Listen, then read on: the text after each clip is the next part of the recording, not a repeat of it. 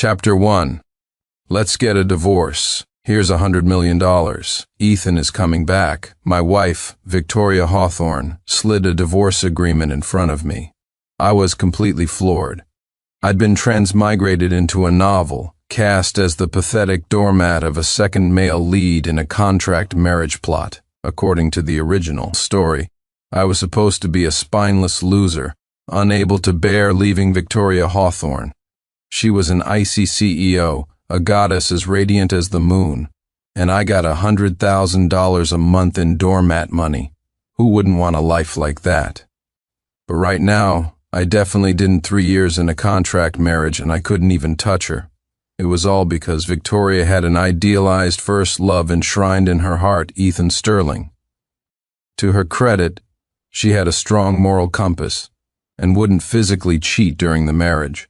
But damn it, emotional cheating is still cheating. All right, I couldn't really complain about that part. It was a contract marriage, and she paid me. Smack, smack, smack, I slapped myself hard across the face 3 times, cursing myself internally. This is what you get for reading novels on trashy tomato novels. This is what you get transmigrated, aren't you, doormat cuckold? My greatest weapon is the line, "I don't love you anymore." How pathetic this was, a story about a total pushover. You couldn't even call it a redemption arc, because the name Victoria Hawthorne was never associated with the word regret.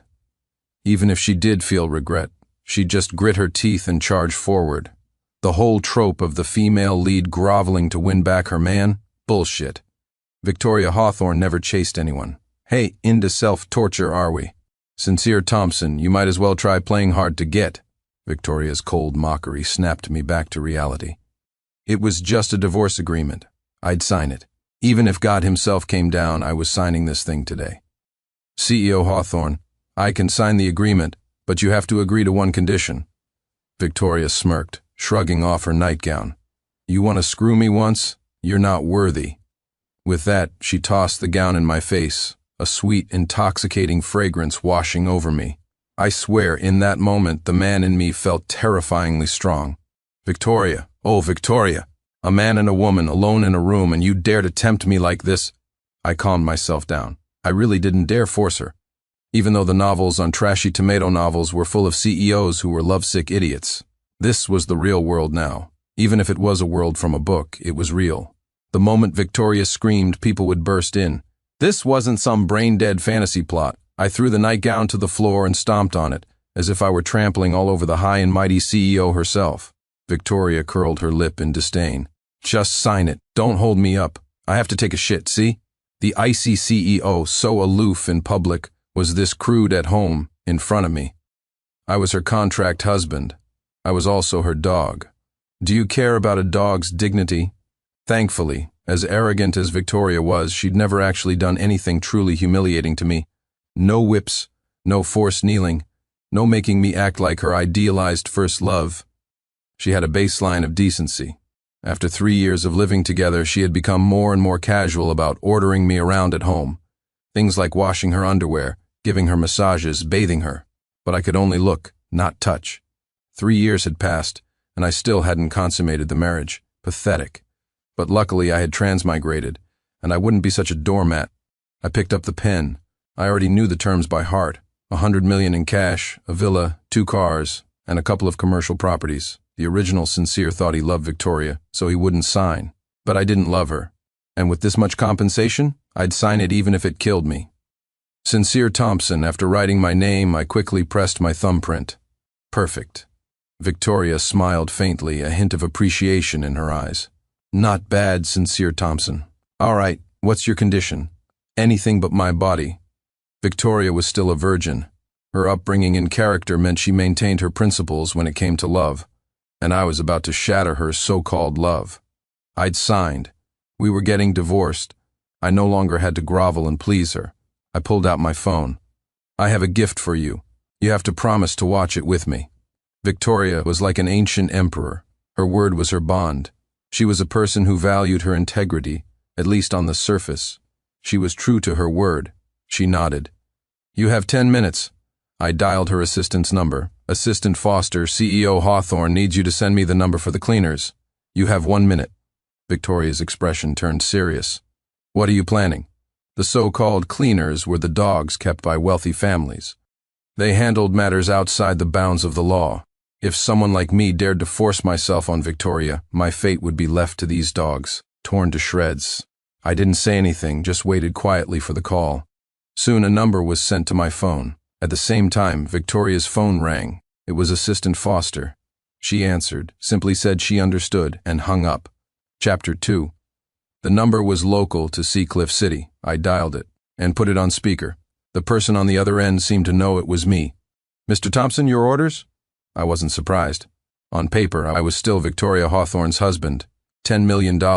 I want all of Ethan Sterling's files from his time abroad. Focus on his black bodyguard. The person on the other end hesitated for a long moment. Is CEO Hawthorne there? Victoria's voice was cold. Make it 20 million. Do as he says. 10 minutes. After hanging up, Victoria sneered. You won't have the authority to make that call anymore. Do you think I haven't investigated Ethan?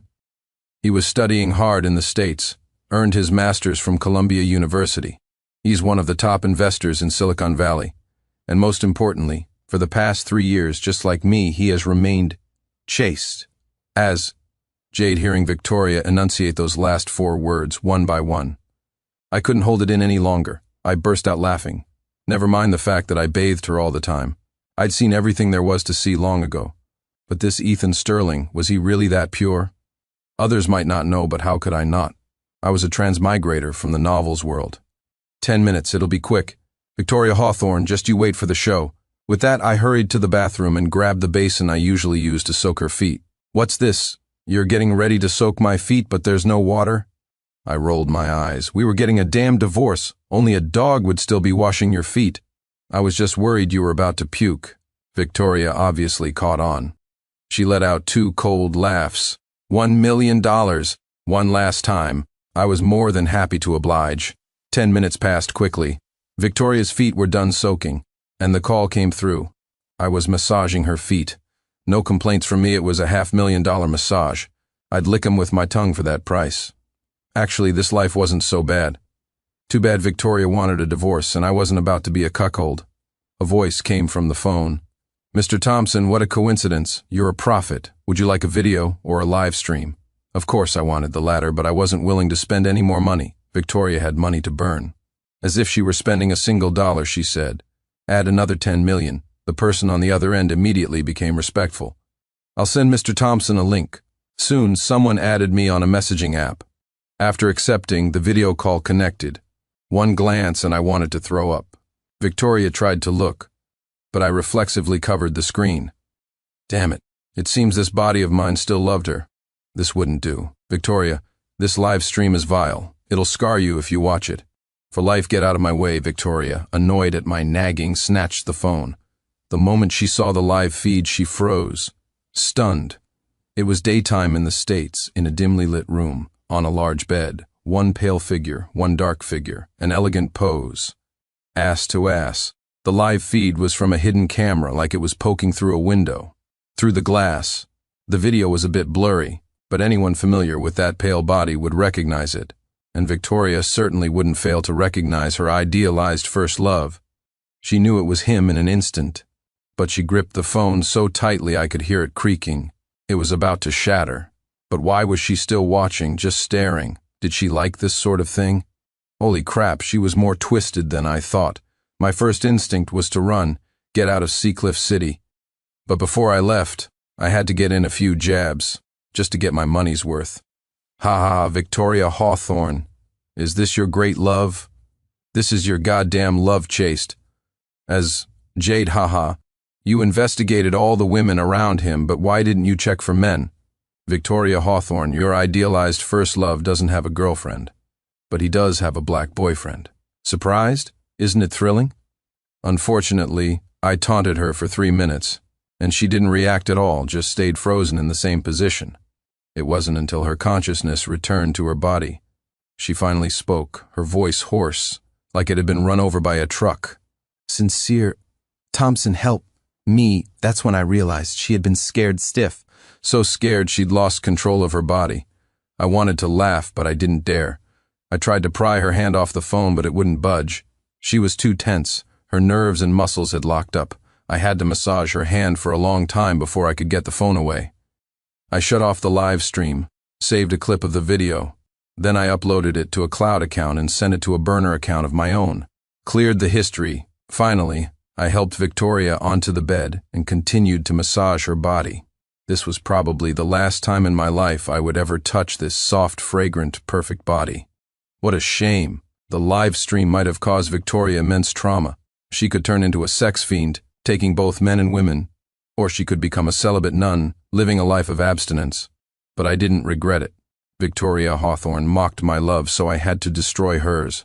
An eye for an eye, now we were even, bleak. The moment Victoria's body recovered, she sat up and vomited, right at me. I had no time to react. I was covered in it from head to toe, perfect aim. Victoria Hawthorne, I stared at the woman before me and froze. She was crying.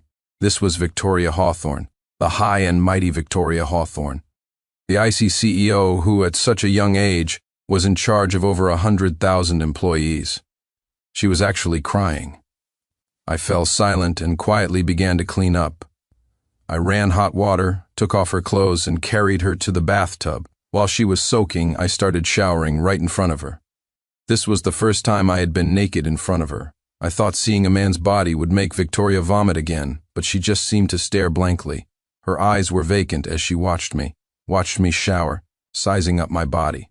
After I finished and changed into fresh pajamas, I got busy cleaning the room, then bathing Victoria.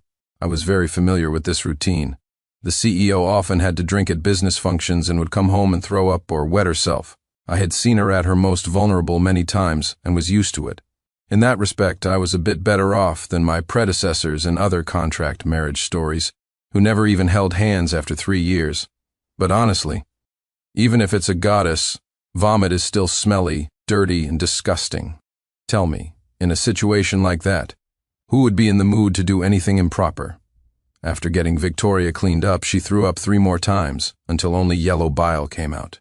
She was probably thinking about Ethan Sterling again. I got her clean and she had already fallen asleep. I carried her to her second bedroom. I took one last deep look at her. This might be the last time we ever saw each other. No words, no goodbyes. I was gone like the wind. Leaving my bedroom, I pulled 2 suitcases. Inside was the empire I had built over the last 3 years. All gifts from Victoria, custom-tailored suits, watches, cufflinks, leather shoes, and more. As for the money and property, Victoria wouldn't go back on her word. Assistant Foster would probably contact me tomorrow. Chapter 3.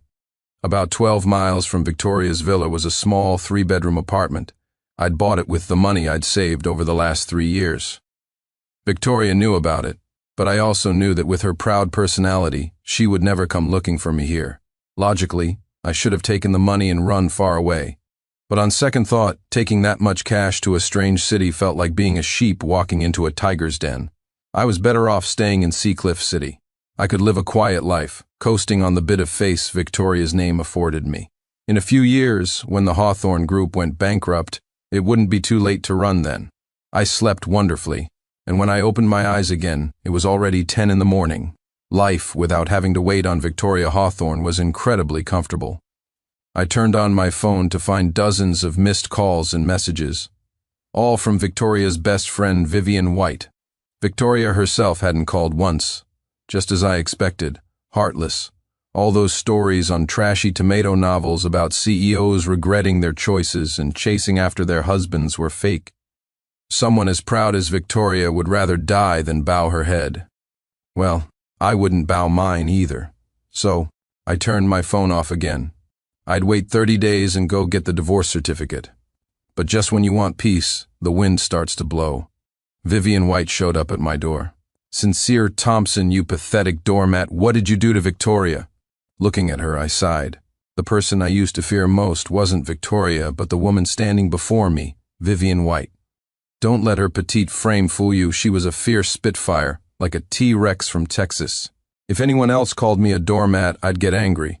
But when she said it, I could only accept it. A year into our marriage, Vivian had deliberately gotten Victoria drunk and thrown her into my bed. And all I dared to do was hold the beautiful woman in sleep. Literally just hold her. I didn't do anything else. From that day on, Vivian decided I was a certified doormat. She never bothered trying to set me and Victoria up again. Sincere Thompson, what did you do to Victoria? Why does she throw up every time she gets a call from Ethan Sterling? Why does she puke at the very mention of his name? And why doesn't she puke when she hears your name, but instead looks like she wants to bite your head off? 3 questions in a row, and I had no idea how to answer. Vivian was, without a doubt, the most loyal best friend I had ever seen. She genuinely cared for Victoria. All the best friends from those short dramas combined couldn't hold a candle to her. Later, when Victoria went bankrupt, it was with Vivian's support that she made a comeback. They were the kind of friends who would last a lifetime. But if I showed her the video, told her the truth, would Vivian be disgusted with Victoria? Would she feel contaminated too? What Ethan Sterling had been doing was just that vile. Speak up. If you don't say something, I'm going to get physical. Seeing that Vivian was about to throw a punch, I quickly raised my hands and squeaked. Squeak! Ah, you think that's funny, do you? Vivian's fist, small as a beanbag, finally came down. It felt like being hit by hailstones. It hurt a little. 5 minutes later, a panting Vivian tossed a card at me. $1 million. That's for one. You've got 9 more coming. 10 beatings for $1 million. Totally worth it, all right, Talk. What did you do? Did you puke in her mouth or something? Or did you do something else disgusting? I thought about it and decided to come clean. I didn't want any more ties to these rich heirs. Vivian, last night I made Victoria watch a live stream about Ethan Sterling. After that, she started throwing up a lot. As I spoke, my eyes fell on 2 small dolls in a display cabinet. I grabbed them and demonstrated that classic pose for Vivian. Ass to ass. One pale, one dark. You get the picture, right? As everyone knows, women have vivid imaginations. And once they start imagining, things get intense. The images they conjure are often more graphic than the real thing. Anyway, I don't know what Vivian pictured in her head. All I saw was her covering her mouth and running into the bathroom. She was in there for a long time. Sigh. Another victim. Chapter 4. Vivian dragged me to the hospital. Victoria was a pure soul with a kind of psychological aversion to impurity. Ethan Sterling knew this. On the surface, he didn't dare mess around abroad, rejecting the advances of all women, so Victoria believed her idealized first love was staying chaste for her. Little did she know, he didn't have a girlfriend, but he did have a black bodyguard who was more than just an employee. Yesterday's live stream was the nightmare of Victoria's life. The thought of it made her sick, so she fell ill. She couldn't eat anything she ate. She threw up. She even developed a fever. She had to be hospitalized. When I entered the room, I saw Victoria looking like a broken doll. My heart ached, but I immediately hardened it and said with a cold smile, "What is it that's making you so sad? Tell me, so I can have a good laugh." Victoria couldn't be bothered with me, or perhaps she didn't have the strength to argue. Vivian, standing behind me, was not pleased. She grabbed my ear and twisted it hard. "I brought you here to comfort her. If you mock her again, you can give me back the money." I chuckled. Asking for the money back was like asking for my life. It's a sickness of the heart. How am I supposed to cure it? Should I go find Ethan Sterling and bring him here? Bleh. Upon hearing Ethan's name, Victoria reflexively retched. Unfortunately, she hadn't eaten all day, so only a little clear fluid came out. "Sincere Thompson, you can go. And remember, never mention those 2 words in front of me again. If you do, I'll hand you over to the cleaners." I felt wronged. I hadn't done anything. I even warned her before showing her the live stream. Did she really want to destroy me over this? Vivian sighed from the side. "Victoria hasn't eaten all day. There's a small kitchen in the suite. Why don't you make her something she likes?" This hospital belonged to the Hawthorne family. The very important person suite was no worse than a presidential suite. I called the butler, and ingredients were delivered within 10 minutes. Crab roe congee. I added fish roe. To remove the fishy taste, I cooked the roe and then painstakingly peeled the membrane off each tiny egg. Vivian watched from the side and sighed. "Victoria knows how good you are to her, but she doesn't appreciate it at all, and she's so proud. Even if she regrets it, she won't admit it. You two would have split long ago if it weren't for me. Don't worry, I'll help you." To be honest, I wasn't that keen on getting back with Victoria anymore. The status gap was just too big. It made me feel insecure and sensitive. I had no confidence in our marriage. Today it was the idealized first love. Tomorrow it could be a junior assistant, and after that maybe some underclassmen. The 4 horsemen of the trashy CEO novel apocalypse. The idealized first love, the male assistant, the cute underclassman, and the sworn brother. Oh, and the doormat husband. Victoria had already checked one off the list, and I was not a doormat. At the very least, I wouldn't let myself be cuckolded. The congee was ready. Once it had cooled a bit, I brought it to Victoria myself. The woman's expression was still numb. The aroma of the congee seemed to bring her back to her senses. "Thank you." Then, out of habit, she opened her mouth, waiting for me to feed her. Well, the rich are always the masters. I couldn't be bothered to argue with a sick person, so I fed her spoonful by spoonful. After 2 large bowls, Victoria had finally made a preliminary recovery. I announced my departure. 30 days from now, 10 in the morning. I'll see you at the courthouse. By the way, Victoria, a storm is coming. Is the Hawthorne Group ready for it? Can the 5-year-old secret buried under the Azure Hills development be kept any longer? Without waiting for either of them to react, I pushed the door open and left, my departure swift and clean. Being familiar with the plot, I hadn't originally planned to interfere with Victoria's bankruptcy. But right now, we were still a single unit. I hadn't received the divorce certificate. The $100 million severance hadn't arrived, nor had the property deeds. According to the original plot, Ethan Sterling would return to Seacliff City this evening. The day after tomorrow, he would start targeting me. The Sterling family was also a powerful family in Seacliff City, so I still needed Victoria's protection. Chapter 5. After I left, my words left Victoria stunned. The secret of that plot of land was known only to a few top executives at Hawthorne Group. How did Sincere Thompson know? What did he mean? Was someone planning to use this secret to destroy the company? Victoria slowly calmed herself down. To destroy Hawthorne Group, this one secret was clearly not enough. Over the years, the company's development had involved some shady dealings. Her father and she had been working to clean things up during their tenure.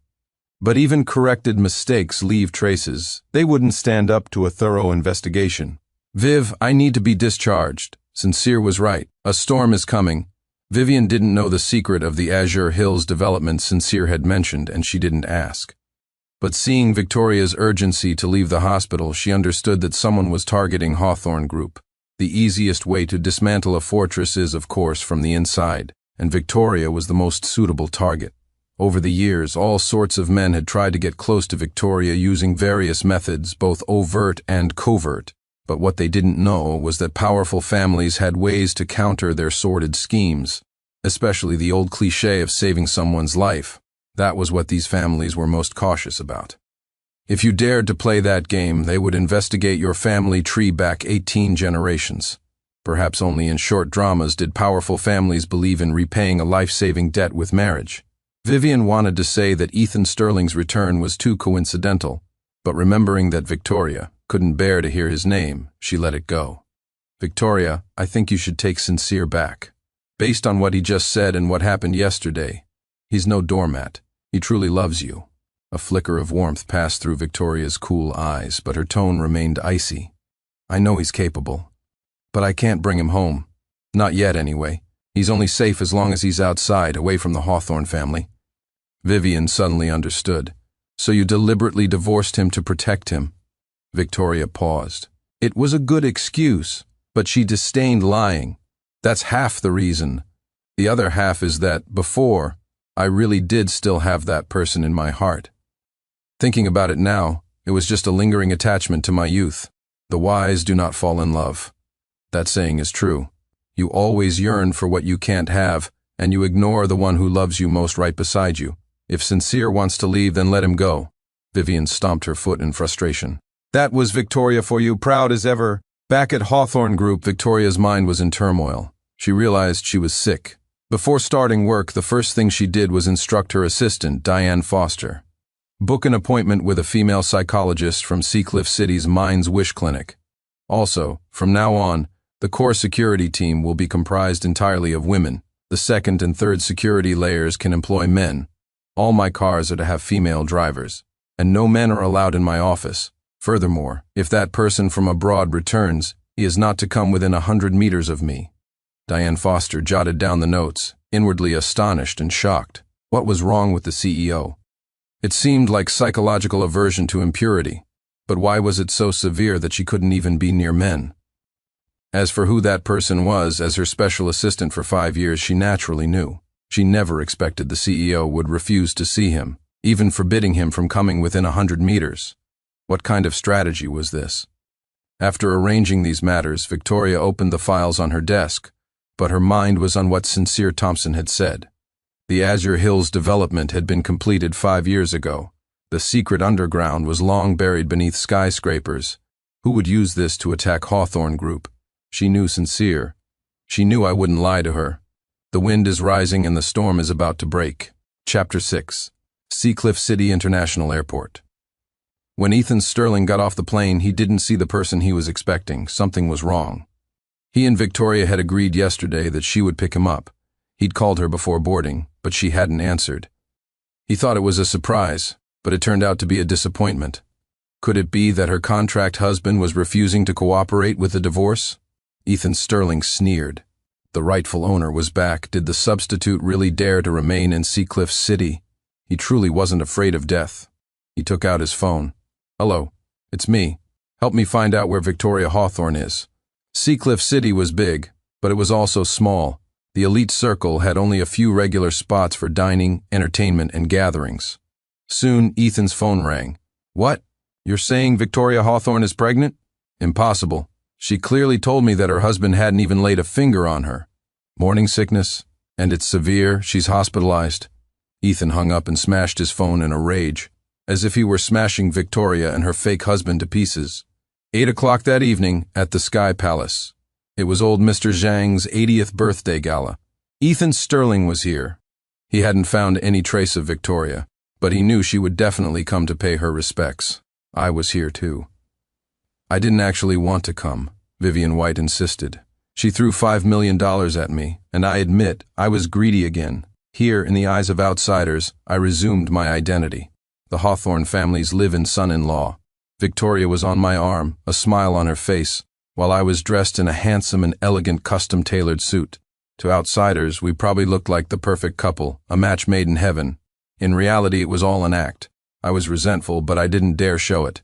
Victoria probably wasn't feeling too comfortable at this moment either, offering birthday wishes, presenting the gift, exchanging a few pleasantries. My job was done. Next up were the banquet, the party, and the parting gifts.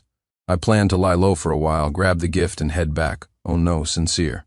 "Ethan Sterling is here. What's Victoria going to do?" Just as I was hiding in a corner, nibbling on green tea pastries, Vivian found me. She was worried Victoria would puke the moment she saw Ethan. I spread my hands. Hiding forever isn't a solution. She'll get used to it after, puking a few more times. Vivian shot me a glare and pulled me toward Victoria.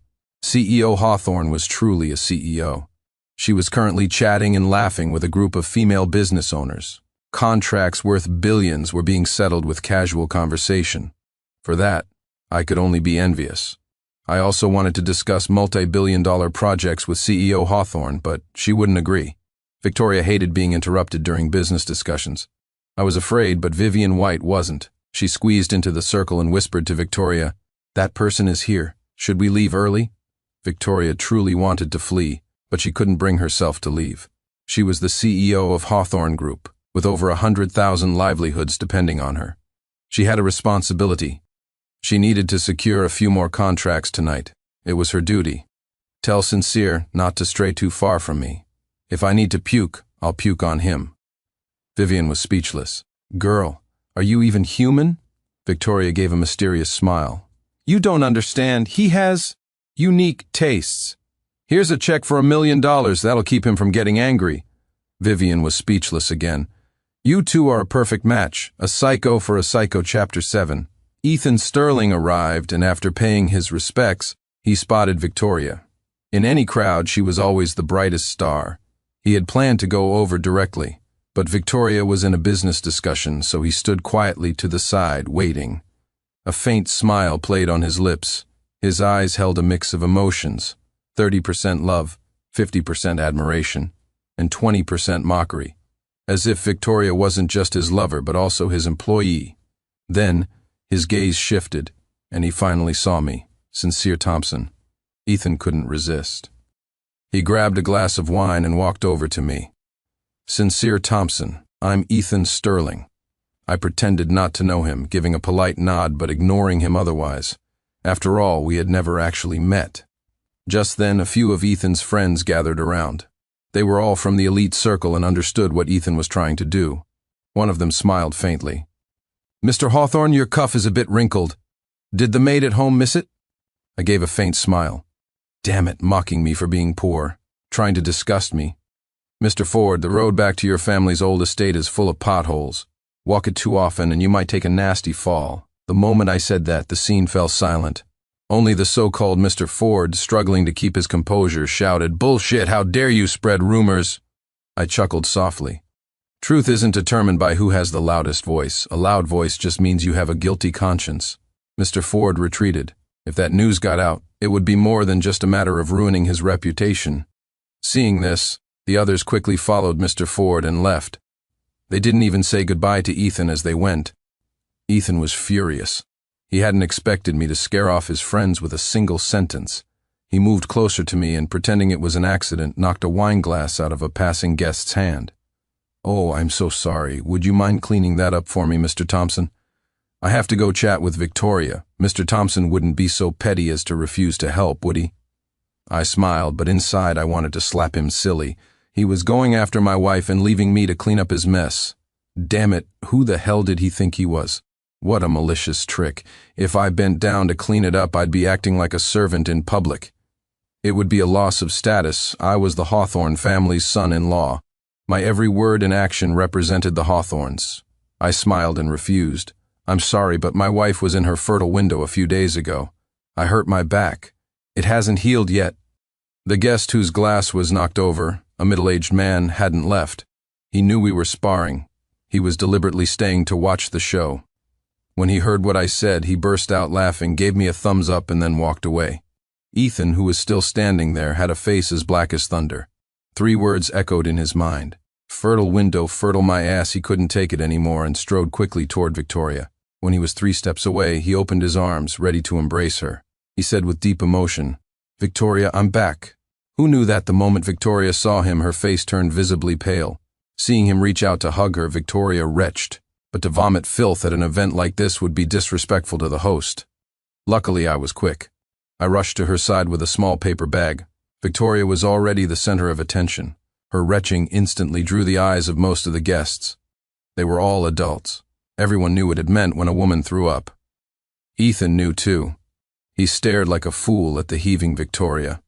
The phone call from the airport flashed through his mind. "Victoria has morning sickness. She's pregnant." Ethan stumbled back 2 steps in shock.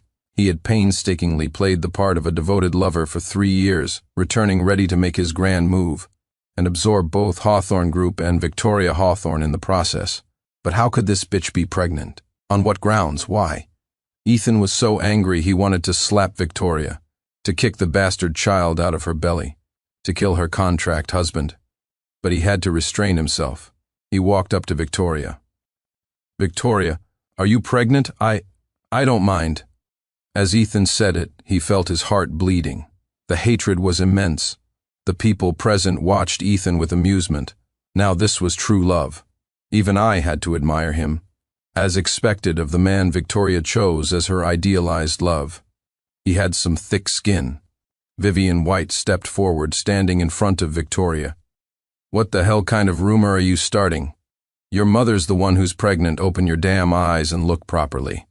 Victoria feels sick just looking at you. If you have any self-respect left, then get lost. The further, the better." Under the crowd's mix of amused, contemptuous, sympathetic, and curious gazes, Ethan could only try to save face. "Victoria, you get some rest. We'll meet up another day." Unfortunately, Victoria was still in the throes of physiological nausea, and it seemed quite severe. She didn't even glance at him. As Ethan left, Victoria slowly returned to normal. For a second, a wave of sadness had washed over her. Just 2 days ago, they were whispering sweet nothings to each other over the phone, and now she felt sick just hearing his name, let alone seeing him in person. That live stream was a shadow that would haunt her for life. "Sincere Thompson, you're a ruthless man. Satisfied now?" I couldn't help but let out a small chuckle, then quickly composed myself. "You can't blame it all on me. All I can say is, you both had it coming." Victoria was a bit weak. She took the water Vivian handed her. Just as she was about to drink, she suddenly remembered something. "You didn't drug this, did you?" Vivian rolled her eyes in exasperation. Ever since that time she'd put her best friend in Sincere's bed, Victoria had been extra cautious about anything she handed her. Victoria Hawthorne, in your current state, do I even need to drug you? Just look at yourself. What a wreck. Sincere could knock you out in 3 minutes. I was dumbfounded. Vivian was truly a woman of valor. When she was angry, she was like a battle-hardened mom. She'd say anything, no holding back. Victoria gave a sheepish smile, took the glass, and only dared to speak after finishing the water. There, I drank it. Chapter 9. A week passed after the birthday banquet. I hadn't contacted Victoria or Vivian. I had nothing to do all day. I thought about getting a job, but I was afraid I couldn't handle a boss's attitude. More importantly, what boss would pay as much as Victoria? Comparing the two, I decided to work for myself, making short videos. I was a transmigrator, after all. All the songs from my original world were original compositions in this one. I could plagiarize freely.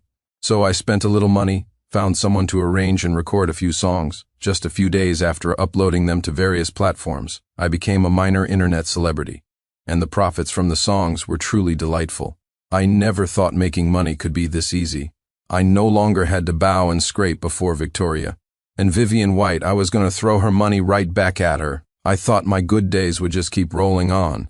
But one night, I went to sleep and woke up back in Victoria Hawthorne's villa. On her fragrant, soft, massive bed. It would have been perfect if my limbs weren't bound by iron chains. All right, I shamefully admit I was still thinking about her body. You're awake, Sincere Thompson. Don't blame me for this. This is all your own doing. You have to pay for it. I was terrified. Victoria, clad in a nightgown, sat on top of me. She was wearing nothing underneath. I was completely naked. The morning sun was awakening the world, and my body answered spring's call. Why are you so thin? What are you doing? Hearing my subconscious concern, Victoria was touched, but it didn't shake her resolve. One word, one thrust, and she was home. I was instantly speechless. What the hell was this? You can do this? Looking at Victoria's bloodshot eyes and the clear tears at their corners, I could only remain silent. A strange thought crossed my mind. Yandere, less than 3 minutes later, Victoria dazedly rolled off me, dissatisfied. So it was you who couldn't last more than 3 minutes, I'm going to tell Viv. It wasn't me. My face turned beet red with embarrassment. I whispered, You know, men have a first time too. Victoria's eyes lit up. She kissed me. She smiled, and the dim room seemed to fill with a brilliant white light. That's perfect.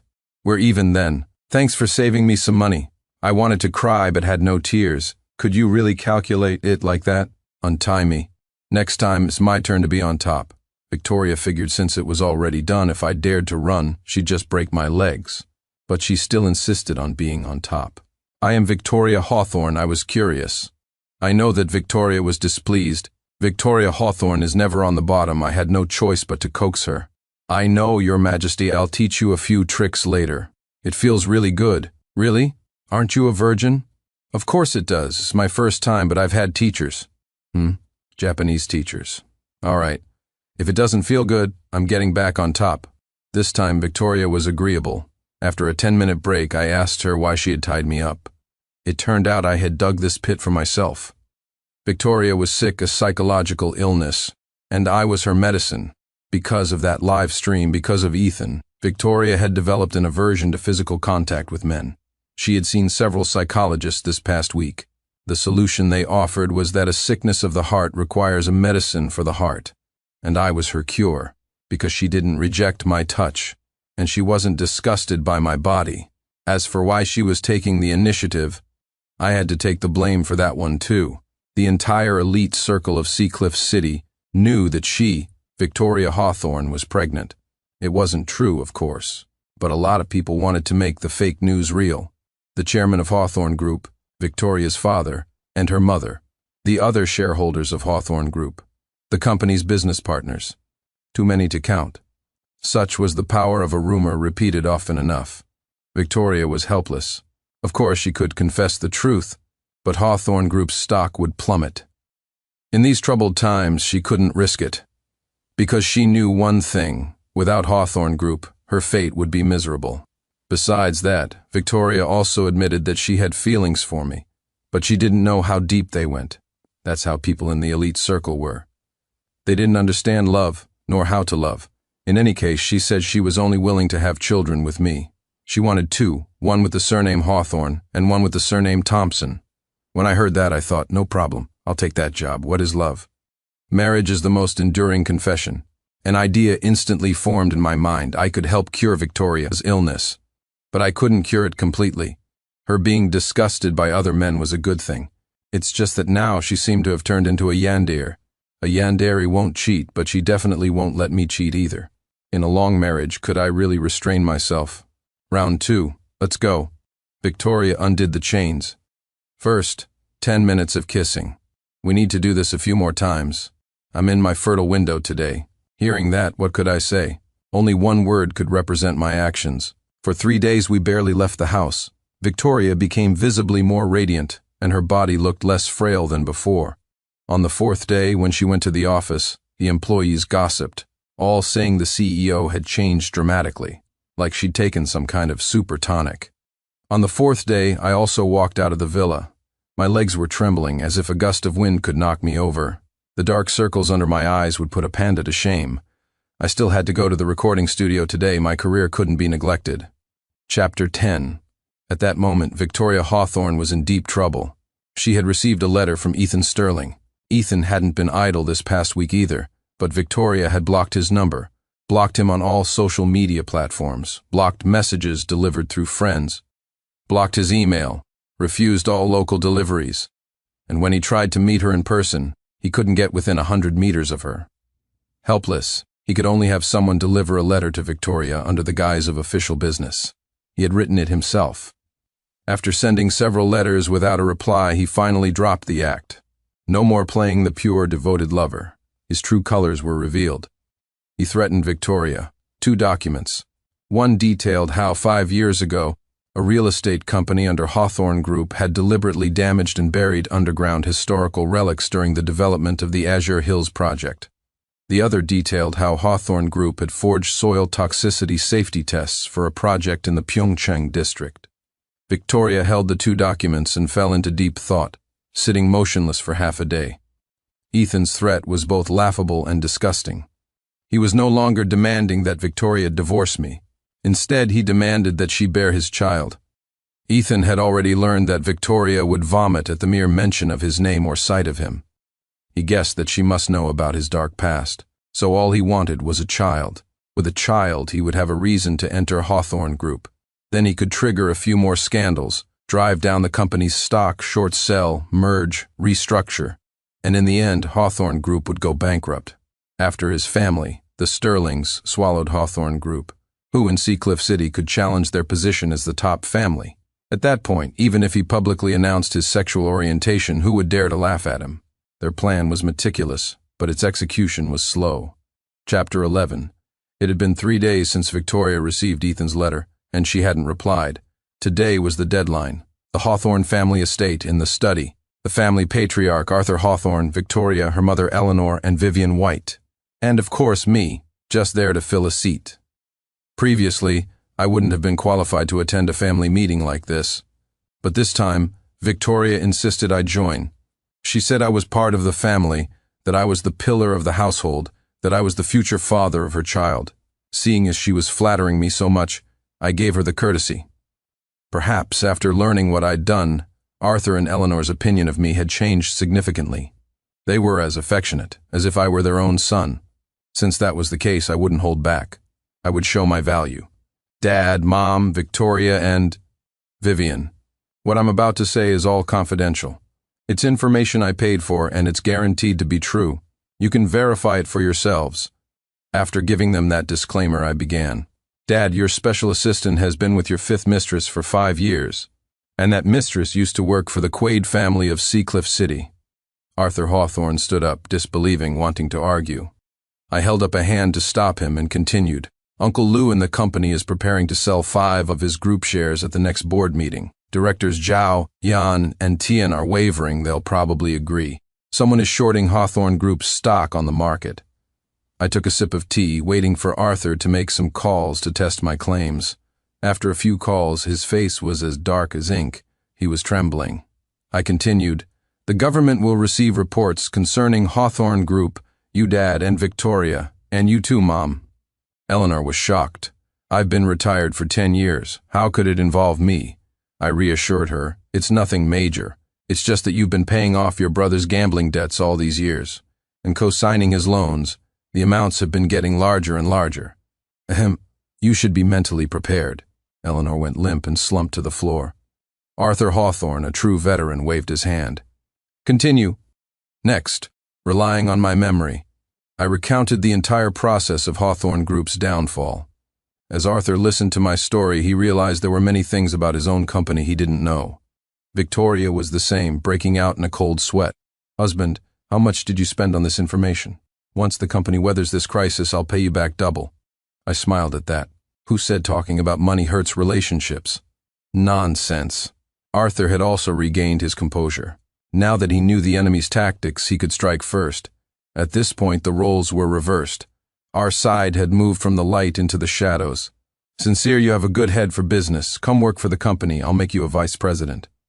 I smiled and refused. I knew my own capabilities better than anyone. If I hadn't transmigrated and known the plot, I would just be an ordinary person. Dad, I won't join the company, and I don't want any shares. I have things I enjoy doing on my own. Victoria supported me. My little yandere was now my biggest fan. Dad, my husband can write lyrics, compose music, and sing. He's going to be an international superstar. It would be a waste of his talent to have him at our company. Vivian chimed in. That's right, Uncle. I was just thinking of buying an entertainment company to sign him. Victoria's yandere meter instantly maxed out. My husband, I'll just buy him an entertainment company myself. Vivian wouldn't back down. What do you know about the entertainment industry? Do you have time to keep an eye on him? I'm offering to watch him for you and you're not even grateful. Look at you, you wreck. Can you even last 10 minutes? Victoria was defeated, but she managed to say through gritted teeth, You're not stealing him from me, Vivian just scoffed. I didn't dare say a word. Arthur Hawthorne sipped his tea, and Eleanor Hawthorne offered me a cigarette. Chapter 12. Half a month later, the war between the Hawthorne, Sterling, and Quaid families came to a close. Hawthorne Group had a narrow victory, but its main forces were intact, and it was already rapidly consuming the spoils of war. Ethan Sterling, who had once been so arrogant in front of me, was now locked up in a detention center. One day, bored, I went with Vivian White to see him. I wasn't sure what he'd done, but he could be facing a life sentence. Are you here to mock me? Is this fun for you, kicking a man when he's down? Vivian spat at him, but the glass partition blocked it. I came to see when you're going to die, and to show everyone in our circle what a pathetic state you're in as a lesson. I chuckled and took out my phone. Ethan, didn't you want to know why Victoria pukes every time she sees you?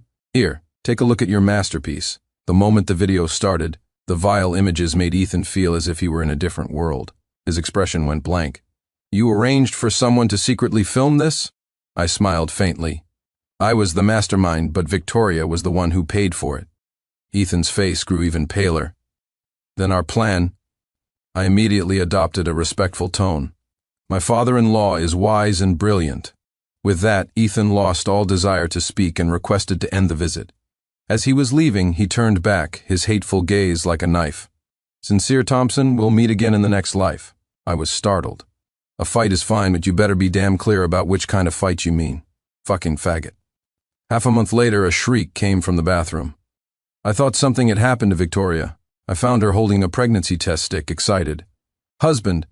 Look, 2 lines. I knew what 2 lines meant. I immediately swept Victoria up in my arms. I had been doting on her constantly, and she had become fuller than before, soft and fragrant. Victoria snuggled into my arms. Husband, I can't sleep with you for the next 3 months, she pouted. I'm afraid I won't be able to control myself. I patted her. I'll endure it with you, honey. Victoria's eyes turned crimson. Thank you, husband. The next morning I woke up to a familiar scene. My 4 limbs were chained to the bed. Victoria woke up slowly, looking deceptively innocent. Husband, if I tie you up, I won't have to worry about you cheating. I was helpless. This was the downside of a yandere too clingy. I regretted it. I should never have bought that live stream video, and yet I was glad I did. Unfortunately, life doesn't give you do-overs. Cherishing the present is the greatest happiness.